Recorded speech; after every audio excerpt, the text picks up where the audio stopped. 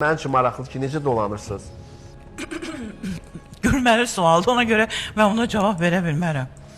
Niyə adamlar soruşanda ki, vəziyyət necə gülməlidir bu sual. O nə deməkdir, necə dolanırsınız? Yox, mən yəni istəyərəm ki, məmnunsunuzmu?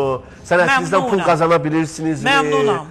Yox, mən indi pulu Sevilən müğənni olub, indiki zamanlar... Bir şey deyim, mən gəlib nə vaxt efirdə ağlamışam ki, mənə Yox, mən demirəm ki, siz ağlayın, əstəğfurullah. Onda mənə bu sualı niyə verirsiniz ki?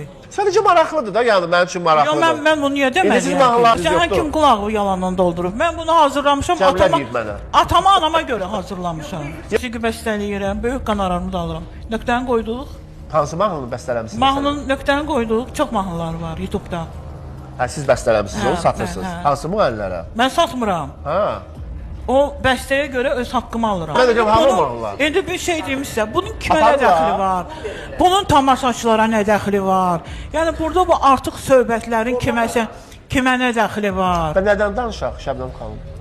Mahnını oxudum, nə tərif dedin, nə tənqid dedin. Mahnıdır da, avarmanız, oxudunuz. Belə şedevr bir əsər deyil. Avar mahnıdır, oxudunuz. Avar mahnılarının hamısı şedevrdir. Əgər şedevr olmasa, cəmaat sifariş verməz.